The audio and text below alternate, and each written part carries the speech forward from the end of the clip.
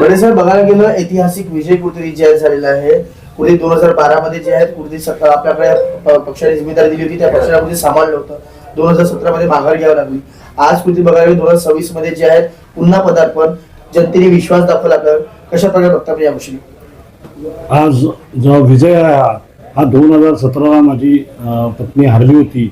त्यानंतर आम्ही अविरत न थांबता 9 वर्ष जनतेमध्ये राहिलो, जनतेच्या सेवा केली आणि निरनिराळे सामाजिक उपक्रम राबवले आणि भारतीय जनता पार्टीने जे पद दिलं त्या पदावर माझी मिसेस वार्डाची अध्यक्ष झाली. त्यानंतर मी पश्चिम नागपूर ओबीसी मोर्चाचा अध्यक्ष झाला आणि जे पद दिले त्या पदाला आम्ही मान सन्मान दिला आणि लोकांमध्ये राहिलो.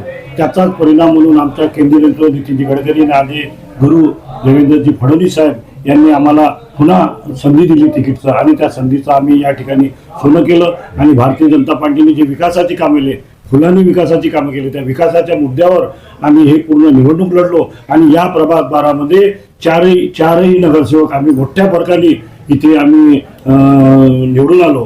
हेच मी सांगतो. मॅडम, कुठेतरी बघायला गेलं ऐतिहासिक विजय झालेला आहे. अहोरात्र मेहनत केली होती. आज कुठेतरी जनता आपल्या पाठीमागे होती. त्या जनतेने कुठेतरी फळ दिलेला आहे. काय म्हणा त्या जनतेला आणि कशा प्रकारे अभिवादन स्वीकार करा? जनतेने आपल्याला आशीर्वाद दिला, कारण गेल्या 9 वर्षापासून आपण त्यांच्या संपर्कात होतो, त्यांची आपण कामं केली. त्यामुळे ते एक वेगळाच उत्साह त्यांच्या मनात होता की मॅडम उभ्या राहिल्या पाहिजे आणि आम्ही त्यांना सहकार्य केलं पाहिजे, ही भावना जनतेच्या मनात होती. आणि ती जनतेची भावना आज आपल्याला दिसून आली कालच्या रिझल्टवरून की खरोखरच त्यांनी आपल्याला प्रतिसाद दिला, आपल्याला स्वीकारलं आणि सेवा करण्याची संधी दिली. आपण त्यांचं जे काही अडीअडचणी राहू, समस्या राहू, त्या पूर्ण पूर्णत्वास नेण्याचा पूर्ण प्रयत्न करू. आपण हारलो तरी मागे राहिलो नाही, सतत कार्यरत राहिलो, त्याचाच आज फळ मिळालं. मॅडम, बघायला गेलं आता 3 महिन्याच्या आतमध्ये असं कोणता चॅलेंजिंग काम तुमच्याकडे तुम्हाला असं वाटत आहे की जे जनतेच्या हितासाठी करायला पाहिजे? नाही, मेन समस्या असा आहे, आपण सगळा पूर्ण प्रभाग फिरलो.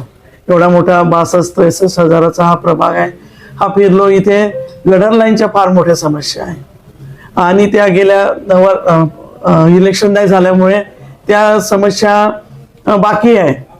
आणि माझ्या भागात जास्तीत जास्त स्लम एरिया आहे.